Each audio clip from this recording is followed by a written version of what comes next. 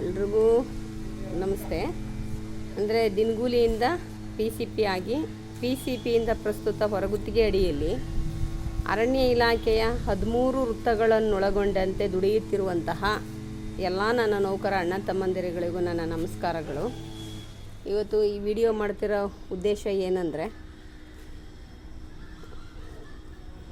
ಪ್ರಕರಣ ಸಂಖ್ಯೆ CR 81/2023-24 ನಾಲ್ಕರಲ್ಲಿ ಒಂದು ಪ್ರಕರಣನ ALC ಕಚೇರಿ ಅಂದರೆ ಸಹಾಯಕ ಕಾರ್ಮಿಕ ಆಯುಕ್ತರು ಅಲ್ಲಿ ದಾಖಲು ಮಾಡಿದರು.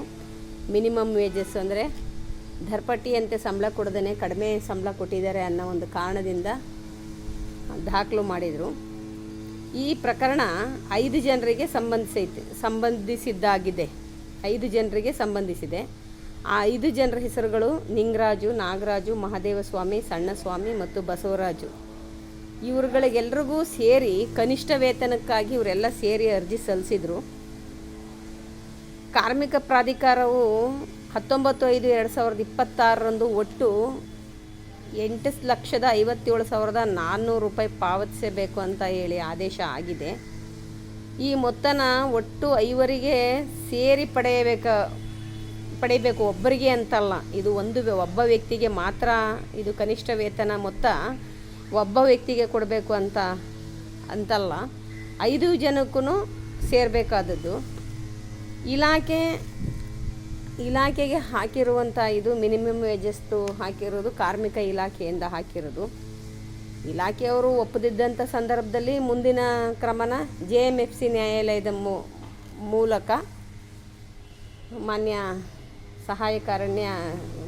ಸಹಾಯಕ ಕಾರ್ಮಿಕ ಆಯುಕ್ತರ ಕಚೇರಿಯವರ ಕಡೆಯಿಂದನೇ ಹೋಗಿ ಅವ್ರ ಮುಖಾಂತರ ವಸೂಲಿ ಮಾಡುವಂತಹ ಪ್ರಕ್ರಿಯೆ ನಡೀತದೆ. ಈಗ ಪ್ರಸ್ತುತ ಸಣ್ಣಸ್ವಾಮಿಯವರು ಮತ್ತು ಬಸವರಾಜ್ ಅವರು ಮಾತ್ರ ನಮ್ಮ ಜೊತೆ ಉಳಿದಿದ್ದಾರೆ. ಉಳಿದವರು ಬೇರೆ ಕಾರಣಗಳಿಂದ ಜೊತೆಯಲ್ಲಿ ಇಲ್ಲ. ಏನು ಇವರು 5 ಜನ ಪ್ರಕರಣ ದಾಖಲೆ ಮಾಡಿದ್ರ ಅವರು ಇಲ್ಲ, ಇವರಿಬ್ಬರು ಮಾತ್ರ ಇದ್ದಾರೆ. ಪ್ರಸ್ತುತ ನಮ್ಮೊಂದಿಗೆ ಈ ಸಣ್ಣಸ್ವಾಮಿ ಅಣ್ಣ ಮತ್ತು ಬಸವರಾಜ ಅಣ್ಣ ಇದ್ದಾರಲ್ಲ, ಈ ಪ್ರಕರಣದ ಬಗ್ಗೆ ಇವರಿಂದನೇ ಮಾಹಿತಿ ಪಡ್ಕೊಳ್ಳೋಣ. ಮಾತಾಡಿ ಇವರಿಗೆ ಮಾತಾಡ್ತೀನಿ. ನಿಮ್ಮ ಹೆಸರು ಹೇಳಿ ಅಣ್ಣ. ಫಸ್ಟು ನಿಮ್ಮ ಹೆಸರು, ಮತ್ತು ನೀವು ಎಷ್ಟು ವರ್ಷ ಕೆಲಸ ಮಾಡಿದಿರಿ, ಮತ್ತು ಯಾವ ಸ್ಥಳದ ನೆಡುತೋಪುಗಳಲ್ಲಿ ಕೆಲಸ ಮಾಡಿದ್ದೀರಾ, ಈ ಪ್ರಕರಣದಿಂದ ನೀವು ಏನು ನಿರೀಕ್ಷೆ ಇಟ್ಕೊಂಡಿದ್ದೀರಾ ಹೇಳಿ ಅಣ್ಣ. ಸ್ನೇಹಿತರೆ ನಮಸ್ಕಾರ.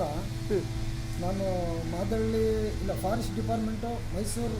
ನಿಮ್ಮ ಹೆಸರು ಹೇಳಿ ಫಸ್ಟು. ಸಣ್ಣಸ್ವಾಮಿ ಅಂತ. ನಿಮ್ಮ ಹೆಸರು, ಎಷ್ಟು ವರ್ಷ ಟೋಟಲ್ ಕೆಲಸ ಮಾಡಿರೋದು ನೀವು? 15 ವರ್ಷ ಸೇವೆ ಮಾಡಿದ್ದೀನಿ ಫಾರೆಸ್ಟ್ ಡಿಪಾರ್ಟ್ಮೆಂಟಲ್ಲಿ. ಯಾವ ಸ್ಥಳದಲ್ಲಿ ಯಾವ ನೆಡುತೋಪುಗಳಲ್ಲಿ ನೀವು ಮಾಡಿದ್ದೀರಾ? ಮಾದಳ್ಳಿ 1, ಮಾದಳ್ಳಿ 2, ಮಾದಳ್ಳಿ 3 3 ಸೆಕ್ಷನ್ಗಳು ಕೂಡ ಕೆಲಸ ಮಾಡಿ. ಅಲ್ಲಿರೋ ಸ್ಥಳಗಳು ಯಾವುವು? ಮಾದಳ್ಳಿ 1 ಅಂತಂದ್ರೆ ಅಲ್ಲಿ ಯಾವ ಸ್ಥಳಗಳು ಬರ್ತವೆ? ಅದೇ ಮಾದಳ್ಳಿ ಅಂತಲೇ ಬರೋದೆಲ್ಲ ಕಡೆ. Madalli block 1 first, second, third 3 ಕಡೆನೂ ನೀವು ಕೆಲಸ ಮಾಡಿದ್ದೀರಾ. ಈಗ ನೀವು ಇದನ್ನ ಪ್ರಕರಣನ ದಾಖಲು ಮಾಡಿದ್ರಲ್ಲ, ಯಾರ್ಯಾರು ದಾಖಲು ಮಾಡಿದ್ರಿ, ಯಾರ್ಯಾರ ಜೊತೆ ಹೋದ್ರಿ, ಏನೇನು ಮಾಡಿದ್ರಿ, ಏನಕ್ಕಾಗಿ ಮಾಡಿದ್ರಿ, ಮಿನಿಮಮ್ ವೇಜಸ್ಸು ಏನಕ್ಕೆ ಹಾಕಿದ್ರಿ LC ಕಚೇರಿನಲ್ಲಿ? ಮೇಡಮ್, ನಾವು ಸುಮಾರು ಒಂದು 15 ವರ್ಷಗಳ ಕಡೆ ಫಾರೆಸ್ಟ್ ಡಿಪಾರ್ಟ್ಮೆಂಟಲ್ಲಿ ಕೆಲಸ ಮಾಡ್ಕೊಂಬಂದೆ ಮೇಡಮ್. ಈ ಫಾರೆಸ್ಟ್ ಡಿಪಾರ್ಟ್ಮೆಂಟಲ್ಲಿ ಏನು ಮಾಡಿದ್ರೆ ಸ್ಯಾಲ್ರಿ ಬರೀ 80,000, 8,000, 5,000 ತೊಳೆದು ನಾವು ದೇಕ ಬಂದು ನಾವು ಒಂದು ಹೋರಾಟ ಮಾಡಿ ಒಂದು 9,000 ಮಾಡಿ 9,000 14,000 ಮಾಡಿ ನಾವು 15 ವರ್ಷ ಮಾಡ್ಕೊಂಬಂದು ಒಂದು ESI ಕೇಳಿ, ಒಂದು ESI PF ಕೊಡಿ ಅಂತ ಕೇಳೋ ಕಾರಣಾಂತರದಿಂದ ನಮ್ಮನ್ನು ಕೆಲಸದಿಂದ ಹೊರಗಡೆ ಹಾಕಿದ್ರು. ಹಾಗೇನು ಮಾಡಿದ್ರು ನಾವು ಇವರು ಗುರುಸ್ವಾಮಿ ಅಂತ ಒಬ್ಬರು ಸ್ನೇಹಿತರಿದ್ದರು. ಆ ಸ್ನೇಹಿತರ ಮುಖಾಂತರ ಹೇಮಲತಾ ಮೇಡಮ್ ಅವ್ರನ್ನ ಭೇಟಿ ಮಾಡಿದ್ರೆ ನ್ಯಾಯ ಸಿಕ್ಕತ್ತನ್ನ ದೃಷ್ಟಿಗೋಸ್ಕರ ಹೇಳಿದ್ರು. ಆಗ ಹೇಮಲತಾ ಮೇಡಮು ಅವರು ಒಳನರಸೀಪುರದವ್ರು, ನಾವು ಮೈಸೂರವರು. ಅವ್ರಿಗೂ ನಮಗೂ ಟಚ್ ಇತ್ತಿರಲಿಲ್ಲ, ಅಂದರೆ ಅವ್ರಿಗೂ ನಮಗೂ ಗುರುತು ಪರಿಚಯ ಇತ್ತಿರಲಿಲ್ಲ. ಹಾಗಾಗಿ ಗುರುಸ್ವಾಮಿ ಏನು ಮಾಡಿದ, ಸ್ನೇಹಿತ ಅವನು ಒಳ್ಳೆ ಕೆಲಸ ಮಾಡಿದ. ನಮ್ಮ ಮೇಡಮ್ ಅವ್ರನ್ನ ಪರಿಚಯ ಮಾಡಿಕೊಟ್ಟು ನಮ್ಮ ಮೇಡಮ್ ಮುಖಾಂತರ ಇಲ್ಲಿ ತನಕ ಸುಮಾರು 3 ವರ್ಷ ಆಗಿದೆಯಲ್ಲ ಮೇಡಮ್? 3 ವರ್ಷ. 3 ವರ್ಷದ ತಗೊಂಡು ನಾವು ಯಾವುದೇ ಕಾರಣಕ್ಕೂ ಅಲ್ಲಿ ಕೋರ್ಟ್ನ ಯಾವುದೇ ಒಂದು ಕೂಡ ನಾವು ತಪ್ಪಿಸಿಲ್ಲ. 5 ಜನ ಇದ್ದರು. 5 ಜನದಲ್ಲಿ ಎಲ್ಲ ಬಿಟ್ಟರು, 3 ಜನ ಕೈ ಕೊಟ್ಟರು. ನಾವು ಇದೇ ನಮ್ಮ ಬಸವರಾಜಣ್ಣ, ನಮ್ಮ ಮೇಡಮು, ನಾವು 3 ಜನ ಯಾವುದೇ ಪ್ರತಿಯೊಂದು ಕೇಸ್ಗೂ ಕೂಡ ಬಂದು ನಾವು ಅಟೆಂಡ್ ಮಾಡ್ತಿದ್ದೀವಿ. ಇಲ್ಲಿ ನಮ್ಮದು ಹೆಚ್ಚುವರಿ ವೇತನ ಅಂತ ಅದರಲ್ಲಿ 8,57,400 ಅಂದರೆ ಹೆಚ್ಚುವರಿ ವೇತನ. ಇದು ಮಿನಿಮಮ್ ವೇಜಸ್ಸು ಅಂದರೆ ಕಾರ್ಮಿಕ ಕಾಯ್ದೆ ಅಡಿಯ ಏನು ಬರ್ತದೆ. ನಾನು ಏನಕ್ಕೆ ಹೇಳ್ತಿದ್ದೀನಿ ಅಣ್ಣ ತಮ್ಮದುಗಳೇ, ನೌಕರರುಗಳೇ ಹೇಳಿ, ನಮ್ಮ ಇಡೀ ಅರಣ್ಯ ಇಲಾಖೆಯಲ್ಲಿ 13 ವೃತ್ತಗಳನ್ನು ಒಳಗೊಂಡಂತಹ ಎಲ್ಲ ನೌಕರರುಗಳು ಅಮಾಯಕರು, ಅನಕ್ಷರಸ್ಥರು. ಪಾಪ ಅವರು ಕೂಲಿ ಕಾರ್ಮಿಕರ ಥರನೇ ಇವತ್ತಿನವರೆಗೂ ಜೀತ ಪದ್ಧತಿಯಿಂದನೇ ನಡೆಸ್ಕೊಂಡು ಬಂದ್ಕೊಂಡು ಅಧಿಕಾರಿಗಳು ಮಾಡ್ತಾಯಿದ್ರು. ಇವರು ನನ್ನ ಹತ್ರ ಬಂದು ಸಂಘದಲ್ಲಿ ನೋಂದಣಿಯಾಗಿ ಬಂದಂಥ ಸಂದರ್ಭದಲ್ಲಿ ಇವರು ಕಚೇರಿಗೆ ಬಂದು 17/3/2023 ಮಾನ್ಯ ಸನ್ಮಾನ್ಯ ಸುರೇಂದ್ರ ಸಾಹೇಬ್ರು RF ಸಾಹೇಬ್ರನ್ನ ಭೇಟಿ ಮಾಡಿದಾಗ ಇವ್ರ ಬಗ್ಗೆ ಏನು ಉತ್ತರ ಆಯಿತು, ಏನು ಉತ್ತರ ಕೇಳಿದ್ವಿ ನಾವು ಅವರಿಗೆ. ಇವರಿಗೆ ಸಣ್ಣಸ್ವಾಮಿಯವರೀಗ ಮಾತಾಡಿದ್ರಲ್ಲ, ಆ ಸಣ್ಣಸ್ವಾಮಿಯವರ ತಂದೆಯವರಿಗೆ ಸ್ಟ್ರೋಕ್ ಆಗಿದೆ. ಅವರಿಗೆ ದಯಮಾಡಿ ಏನಾದರೂ ಒಂದು ಅನುಕೂಲ ಆಗೋ ಥರ ನೀವು ಇದು ಕೊಡಿಸ್ಕೊಡಿ, ESIPFನ ಕೊಡಿಸ್ಕೊಡಿ.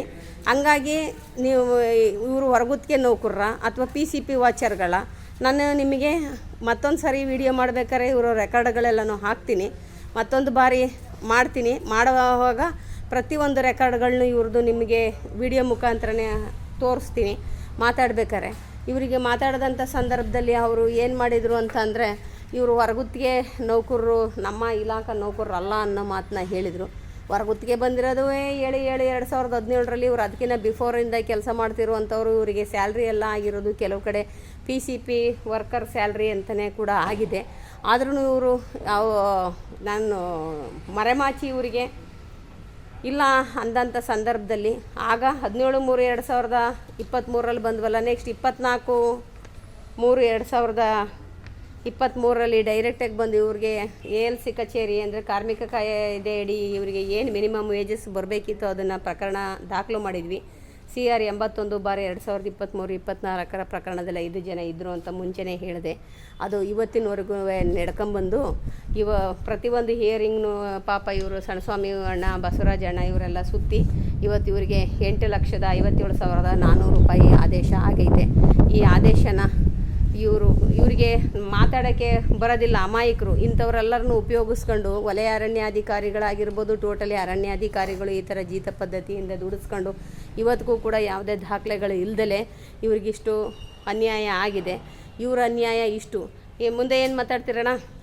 ಸ್ನೇಹಿತರೆ, ಏನೂ ಇಲ್ಲ. ನಮ್ಮಂಗೆ ನೀವು ಎಲ್ಲಿ ಕೆಲಸ ಮಾಡಿದ್ರು ಕೂಡ ನ್ಯಾಯ ಕೋರ್ಟಿಂದ ಪಡ್ಕೊಳ್ಳಿ. ನೀವು ಯಾರ್ಯಾರ ಹತ್ರ ಹೋಗ್ಬಿಟ್ರು ನಿಮಗೆ ನ್ಯಾಯ ಎಲ್ಲೂ ಸಿಕ್ಕಲ್ಲ. ದಯವಿಟ್ಟು ನಮ್ಮ ಹೇಮಲತಾ ಮೇಡಮ್ ಇದ್ದಾರೆ, ಅವ್ರ ಹತ್ರ ಬಂದು ನೀವು ಬಂದು ಎಲ್ಲ ಕಡೆನೂ ಬಂದು ಇದು ಮಾಡಿ ಒಗ್ಗಟ್ಟಲ್ಲಿ ನಿಂತ್ಕೊಂಡ್ರೆ ಎಲ್ಲಿ ಗಂಟೆ ಹೋದ್ರೂ ನ್ಯಾಯ ಗೆದ್ಕೊಂಡ್ಬಂದು ಕೊಡ್ತಾರೆ ಮೇಡಮ್ ಅವರು. ನೀವು ಅವ್ರಿಗೆ ಬೆಂಬಲ, ನೀವು ಯಾರ ಹತ್ರ ಹೋಗಿ ನೀವು ಬೇರೆ ದುಡ್ಡು ತಗೋಗಿ ಕೊಡೋದು ನೋಡ್ರೆ 10,000, 12,000, 13,000 ಸ್ಯಾಲ್ರಿ ಅದನ್ನು ತಗೋಗಿ ಅವ್ನ ಅಧ್ಯಕ್ಷ ತಗೋಗಿ 5,000, 3,000 ನೀವು ಸಂಘ ಕೊಡಿ, ಅದು ಕೊಡಿ ಅಂತ ಹೆಂಗೆ ಮಾಡ್ತಾರೆ. ಸ್ನೇಹಿತರೆ, ನೀವು ಕೊಡೋದು 15,000 ಕಿತ್ಕೊಂಡು ಇವರು ಧೂಳಿಪಟ ಮಾಡ್ತಿದ್ದಾರೆ. ಯಾವ ಅಧ್ಯಕ್ಷ ಈ ಅಧ್ಯಕ್ಷಗಳು. ಸ್ನೇಹಿತರೆ, ಅದಕ್ಕೆ ನಾನು ಏನು ಹೇಳ್ತೀನಿ ಅಂದರೆ, ಯಾರು ಪ್ರಾಮಾಣಿಕವಾಗಿ ಇರ್ತಾರೆ ಅಂಥವ್ರ ಮುಂದೆ ಜೊತೆ ನಿಂತ್ಕೊಂಡು ಹೋರಾಟ ಮಾಡಿ ನ್ಯಾಯ ಸಿಗುತ್ತೆ. ನೀವು ಯಾರ ಹತ್ರ ಹೋದ್ರೆ ನಿಮ್ಗೆ ಎಷ್ಟು ಸ್ಯಾಲ್ರಿ ಇರುತ್ತೆ ಅದನ್ನು ಕೂಡ ಕಿತ್ಕೊಂಡು ಪುಟ್ಬೋದಂತೂ ಆಗ್ತಾರೆ ಖಂಡಿತ ಸ್ನೇಹಿತರೆ. ಹೀಗಾಗಿ ನಾನು ಏನು ಹೇಳ್ತೀನಿ ಸ್ನೇಹಿತರೆ, ನೋಡಿ, ಎಲ್ಲಾದರೂ ಕೂಡ ನೀವು ಎಲ್ಲೇ ಇರಿ, ನೀವು ಎಷ್ಟು ವರ್ಷ ನಾನು ಗೆದ್ದಿದ್ದೆ ಅನ್ನೋದು ಮುಖ್ಯ ಅಲ್ಲ. ನೀವು ಎಷ್ಟು ವರ್ಷ ಗೆದ್ದರೂ ಕೂಡ ನೀವು ದಿನಗಳು ನೌಕರರೇ. ನಿಮಗೆ ಯಾವುದೇ ಕೂಡ ಒಂದು ಸರ್ಟಿಫಿಕೇಟು ಒಂದು ಯಾವುದೂ ಕೂಡ ಅರಣ್ಯ ಡಿಪಾರ್ಟ್ಮೆಂಟ್ ನಿಮಗೆ ಕೊಟ್ಟಿಲ್ಲ, ಕೊಡೋದೂ ಇಲ್ಲ. ಅದಕ್ಕೆ ನಾನು ಏನು ಹೇಳ್ತೀನಿ ಅಂದರೆ, ಯಾರು ಮಾಡ್ತಾರೆ ಅವ್ರು ಹಿಂದ್ಬಿಟ್ಟು ಹೋಗಿ ನಿಮ್ಗೆ ನ್ಯಾಯ ಸಿಕ್ಕುತ್ತೆ, ನ್ಯಾಯ ಪಡ್ಕೊಳ್ಳಿ. ನಿಮಗೆ ಈಗ ನ್ಯಾಯ ಸಿಕ್ಕೈತಾ? ಖಂಡಿತ ಸಿಕ್ಕಿದೆ ಮೇಡಮ್. ನಮ್ಮ ಹೇಮಲತಾ ಮೇಡಮ್ ಇಂದ ಖಂಡಿತ ನ್ಯಾಯ ಸಿಕ್ಕಿದೆ.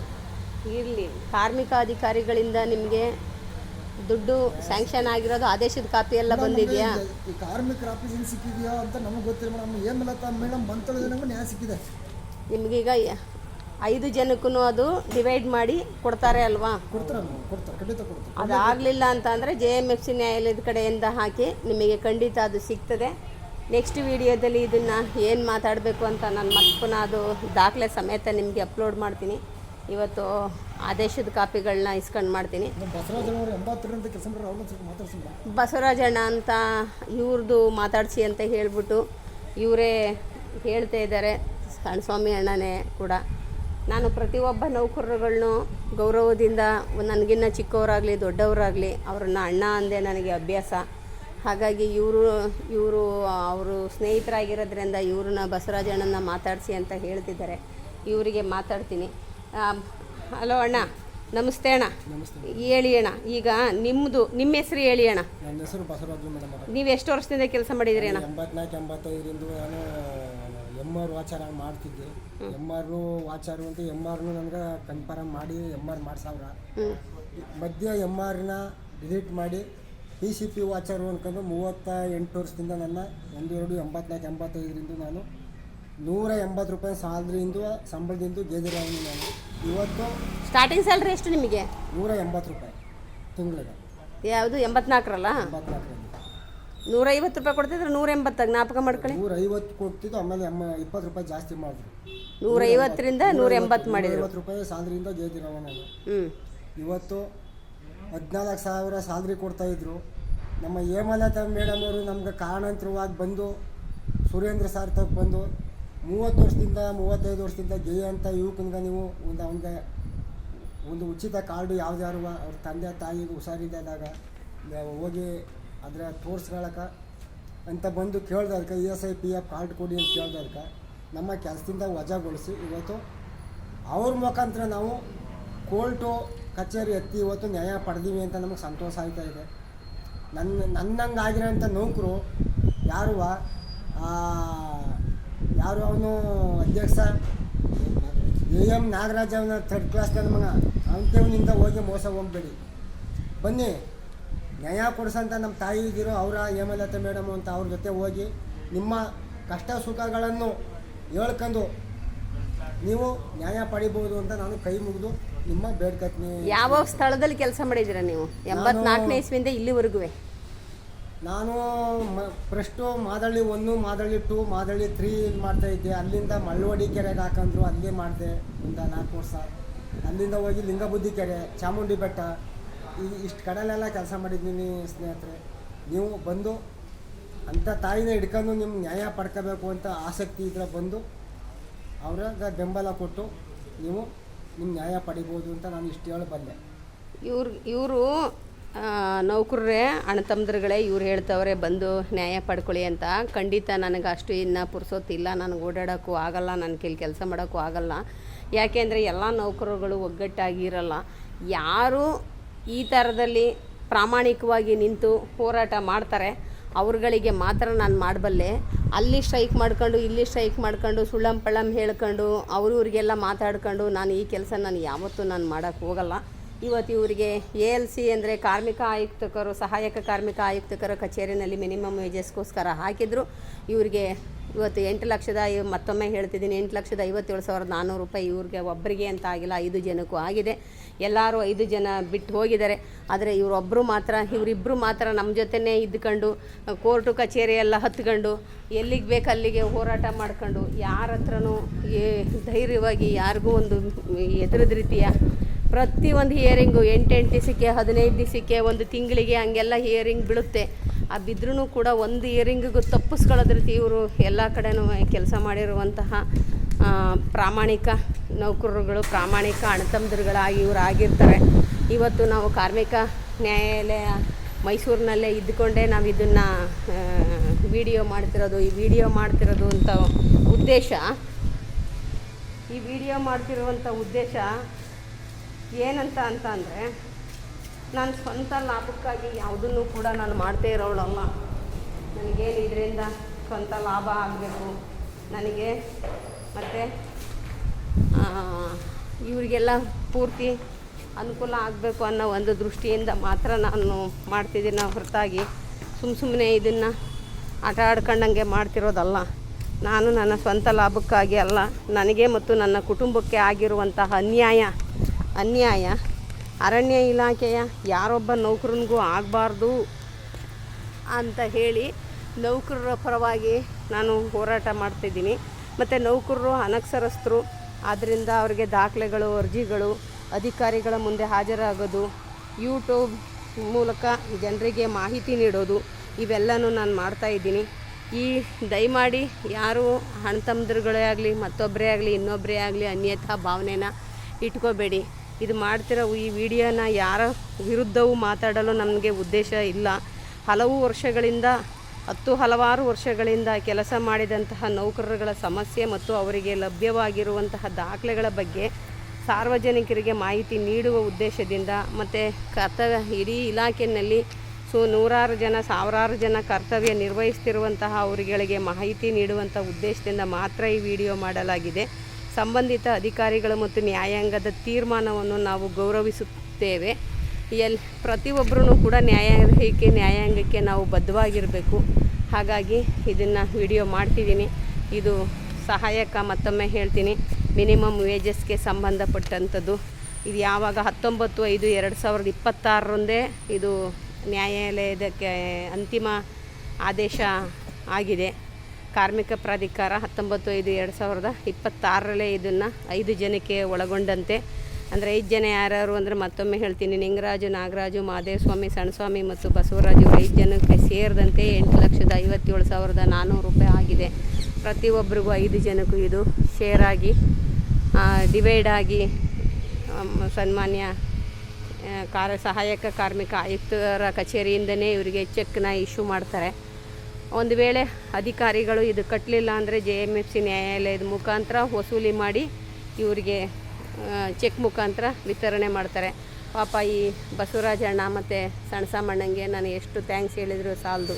ಇವರಿಗೆ ಮಾತಾಡೋಕ್ಕೆ ಬರಲ್ಲ, ಮತ್ತು ಲಾಯರು ಅದು ಇದು ಇಟ್ಕೊಳ್ಳೋಕ್ಕಾಗಲ್ಲ ಅಂತ ಹೇಳ್ಬಿಟ್ಟು ಪ್ರತಿಯೊಂದು ದಿನವೂ ಒದ್ದಾಡ್ಕೊಂಡು ಬಂದು ನಾನು ಪ್ರತಿಯೊಂದು ಹಿಯರಿಂಗ್ ಡೇಟ್ ದಿವಸನೂ ಬಂದು ನಾನು ಇಲ್ಲಿ ಕೆಲಸ ಮಾಡ್ತಾಯಿದ್ದೀನಿ. ಇದು ಯಾರು ನನ್ನ ಪರವಾಗಿ ಮಾತಾಡಿ ಅಂತ ನಾನು ಯಾರಿಗೂ ಕೂಡ ನಾನು ಹೇಳಿದ್ದಲ್ಲ. ಅವ್ರಿಗೆ ಅಷ್ಟು ನೋವಿದೆ, ಅಷ್ಟು ಸಂಕಟ ಇದೆ. ಇದು ಮಿನಿಮಮ್ ವೇಜಸ್ ಬಗ್ಗೆ ಇದು ವಿಡಿಯೋ ಆಯಿತು. ದಯಮಾಡಿ ಎಲ್ಲರೂ ಕೂಡ ತಮ್ಮ ಹಕ್ಕೊತ್ತಾಯಗಳು ಏನೇನೈತೆ ಅದನ್ನೆಲ್ಲ ಮಾಡಿ, ನಿಮಗೇನು ಹಕ್ಕು ಬರಬೇಕು ಅದಕ್ಕೆ ಹಕ್ಕೊತ್ತಾಯ ಮಾಡಿ, ನಿಮ್ಮ ಮಿನಿಮಮ್ ವೇಜಸ್ಸು ಏನು ಬರಬೇಕು ಅದನ್ನು ಕೂಡ ನೀವು ಕೂಡ ಈ ಥರ ಸೌಲಭ್ಯಗಳನ್ನ ಪಡ್ಕೊಳ್ಳಿ ಅಂತ ಹೇಳಿ ಈ ವಿಡಿಯೋನ ನಾನು ಎಂಡ್ ಮಾಡ್ತೀನಿ. ಕೊನೆಯದಾಗಿ ಏನು ಹೇಳ್ತೀರಾ ಸಣ್ಣಸ್ವಾಮಿ ಅಣ್ಣ, ಬಸವರಾಜ ಅಣ್ಣ, ಕೊನೆಯದಾಗಿ ನೀವೇನು ಹೇಳ್ತೀರಾ? ಮತ್ತೆ ಇನ್ನೊಂದು ನಿಮ್ಮದು ಇದೈತಲ್ಲ ಆ ವಿಡಿಯೋದಲ್ಲಿ ಹೇಳಿದ್ರು ಅನ್ಯಾಯ ಇನ್ನೊಬ್ರಿಗೆ ಆಗಬಾರ್ದು, ನನ್ನಂಥ ಕೂಲಿ ಕಾರ್ಮಿಕರಿಗೆ ಆಗಬಾರ್ದು. ಅರಣ್ಯ ಇಲಾಖೆ ಕಡೆಯಿಂದ ಎಲ್ಲ ನೊಂದು ಬಂದಿರೋ ಅಂತ ಅಣ್ತಂದಿರು ಇವತ್ತು ಅರಣ್ಯ ಇಲಾಖೆಗೂ ಸಹಾಯ ಗಂಟೆ ಗೆದ್ರು ಏನೂ ಆಗಲ್ಲ. ಇನ್ನು ಅವರು ನಮ್ಮ ಇಂದ ಜೀತದ ಪತ್ತಿ ಜಯಿಸ್ತಿರಲ್ಲ, ಇಂದಿರಾ ಗಾಂಧಿ ಕಾನೂನು ಬರೋದಕ್ಕೂ ಮುಂಚೆ ಆ ಮಟ್ಟದಲ್ಲೇ ಜಯಿಸ್ಕೊಂಡು ನಮ್ಮ ಸಿಪ್ಪ ಮಾಡಿ ಬಿಸಾಗಂಟ ಅವರು ಎಲ್ಲಕ್ಕೂ ಯೂಸ್ ಮಾಡ್ಕೊತಾರ. ಆನ, ಚಿರತೆ, ಹುಲಿ ಎಲ್ಲಕ್ಕೂ ನೈಟು ಡೇ ಎಲ್ಲ ಜಯಿಸ್ಕೊತಾರ. ಕೊಡೋದು ಒಂದು ಟೀ ಹೇಳಲ್ಲ ಅವರು, ನಮ್ಮಿಂದೆ ಕುಡ್ಕೊತಾರ. ಅವರು ಒಂದು ಟೀ ಕಾಫಿ ಕುಡಿಬೇಕು ಅಂದ್ರೆ ಅಲ್ಲಿ ನೀವು ಸಹಾಯ ಗಂಟೆ ಗೆದ್ರು ಏನೂ ಮಾಡೋಕ್ಕಾಗಲ್ಲ. ಬಂದು ನಿಮ್ಮ ಹಕ್ಕು ಪತ್ರ ಏನಿದೆ ಇದ್ರೆ ಕೋರ್ಟ್ ಮುಖಾಂತರ ಬಂದು ನ್ಯಾಯಾಲಯದಲ್ಲಿ ನೀವು ಪಡ್ಕೋಬೋದು. ಏಮದತ್ತೆ ಮೇಡಮ್ ಅವರು ಜೊತೆ ಬಂದರೆ ನಿಮ್ಗೆ ನ್ಯಾಯ ಸಿಕ್ಕತ್ತೆ ಅಂತ ನಮ್ಗೆ ಇನ್ನೊಂದು ಸರು ಹೇಳ್ತೀನಿ. ಆದ್ರೂ ಅಧ್ಯಕ್ಷ ಅನ್ಕೊಂಡು ಅವನ ಮನ ಜೀತನೂ ಮಾಡಿದ್ನೋ ನಾವು ಬಿಡಿ, 10 ವರ್ಷ ಜೀತ ಮಾಡಿದ್ನೋ. ಯಾರು ಅವನು AM ನಾಗರಾಜು ಅಂತ ಮನ ಕಸ ಗುಡಿಸಿವಿ, ಅವ್ನ ಮನ ಮುಂದ್ಗಡೆ ಹೋಗಿ ಚಗರ ಕೊಡ್ತೀವಿ. ಏನು ಮಾಡಬಾರ್ದಾಗೆಲ್ಲ ಮಾಡಿವಿ, ಅದು ಹೇಳ್ಕೊಬಾರ್ದು. ದುಡ್ಡೆಲ್ಲ ಕೊಟ್ಟರೆ ದುಡ್ಡು 20,000 ಒಂದೊಂದು ಗಂಟೆಲಿ 10,000 20,000 ಅದು ಮಾಡ್ತೀನಿ ಇದು ಅನ್ಕೊಂಡು ಹೋಗಿ ಇವತ್ತು ಮೋಸ ಹೋಗಿ ನಾವು ಈ ನಮ್ಮ ಕಡೆ ಕೇಸ್ ಕೊಟ್ಟರೆ ನಮ್ಮ ಕಡೆ ತಗೊಂಡು ಮುಚ್ಚಿಸಿದ್ದಾರೆ ಸ್ವಾಮಿ ಹೇಳಿ. ಅಷ್ಟೇ ಅವನ ಬಗ್ಗೆ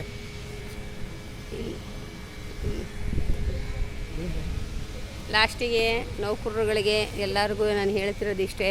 ಅವ್ರ ಜೊತೆ ಹೋದ್ವಿ, ಇವ್ರ ಜೊತೆ ಹೋದ್ವಿ. ಪಾಪ ಇವರು ನೋವಿಂದ ಇವ್ರಿಗೇನು ಇವತ್ತು ಬಡ ನೌಕರರುಗಳು 1,000 ರೂಪಾಯಿ ನೋಡಿರೋದೇ ಕಷ್ಟ, ಲಕ್ಷಾಂತರ ರೂಪಾಯಿ ನೋಡಿದ್ವಲ್ಲ ಅನ್ನೋ ಒಂದು ಏನದು ಭಾವನಾತ್ಮಕದಿಂದ ಈ ಥರ ಇವ್ರ ಜೊತೆ ಬರೋ ಹೊತ್ತಿಗೆ ನಮಗೆ ಹಿಂಗೆ ಆಯಿತು ಅನ್ನೋ ಒಂದು ಮಾತನ್ನು ಅವ್ರ ಅಭಿಪ್ರಾಯನ ಅವ್ರು ವ್ಯಕ್ತಪಡಿಸ್ತಾ ಇದ್ದಾರೆ. ನೀವು ಯಾರ ಜೊತೆ ಹೋಗ್ತೀರಾ ಬಿಡ್ತೀರಾ ಗೊತ್ತಿಲ್ಲ. ಪ್ರತಿಯೊಬ್ಬರೂ ಇಲಾಖೆಯಲ್ಲಿ ಜಾಣರಾಗಿ ಬುದ್ಧಿವಂತರಾಗಿ ನಿಮ್ಮ ಉದ್ಯೋಗಕ್ಕೆ ಸಂಬಂಧಪಟ್ಟಂಥ ದಾಖಲೆಗಳಾಗಿರ್ಬೋದು, ಈ ಥರ ಈಗ ಇವರಿಗೆ ಚೆಕ್ ಕೊಟ್ಟ ಮೇಲೆ ಇವರಿಗೆ ಸ್ಯಾಂಕ್ಷನ್ ಆಗಿದೆಯಲ್ಲ, ಆದೇಶ ಆಗಿದೆಯಲ್ಲ, ಇವ್ರಿಗೆ ಇಲಾಖೆ ನೌಕರರುಗಳೇ ಅಂತಲೇ ಅಲ್ವಾ. ಅದು ಇಲಾಖೆಯಿಂದ ಹಣ ಬಂತು, ಇಲಾಖಾ ಅಧಿಕಾರಿಗಳಿಂದ ವಸೂಲಿ ಮಾಡ್ತಾಯಿದ್ದಾರೆ ಹಣ ಅಂದರೆ ಇಲಾಖೆಯಿಂದನೇ ಬಂದಂಗೆ ಆಗಲಿಲ್ವಾ, ಇಲಾಖೆದು ಒಂದು ಸಾಕ್ಷಿ ಸಿಗಲಿಲ್ವಾ? ಅಷ್ಟೇ. ನೀವು ಕೂಡ ಇದೇ ಥರ ಮಾಡಿಕೊಂಡು ಎಲ್ರಿಗೂ ನಿಮಗೆ ಮಾಹಿತಿ ಹಂಚಬೇಕಾಗಿತ್ತು. ಮತ್ತೊಮ್ಮೆ ಹೇಳ್ತೀನಿ, ನಾನು ಯಾರ ವಿರುದ್ಧನೂ ಕೂಡ ಇದನ್ನು ವಿಡಿಯೋ ಮಾಡಿಲ್ಲ. ಅವ್ರ ನೋವು ಏನೈತೆ ಅದು ಮಧ್ಯದಲ್ಲಿ ಯಾವುದೋ ಒಂದು ವ್ಯಕ್ತಿ ಹೆಸರು ಹೇಳ್ಕೊಂಡು ಮಾಡಿದ್ದಾರೆ. ಅವ್ರಿಗೆ ನಾನು ಎಷ್ಟು ಹೇಳಿದ್ರು ಅವ್ರು ಕೇಳಲ್ಲ. ನೀವು ಕೂಡ ಇದೇ ಥರ ಮಾಡ್ಕೊಳ್ಳಿ. ನಮಸ್ತೆ ಅಣ್ಣದಿರ, ನಮಸ್ತೆ, ಧನ್ಯವಾದಗಳು. ಈ ವಿಡಿಯೋ ಆಲಿಸಿದವ್ರು ಎಲ್ರಿಗೂ ಕೂಡ ಧನ್ಯವಾದಗಳು. ನಮಸ್ತೆ.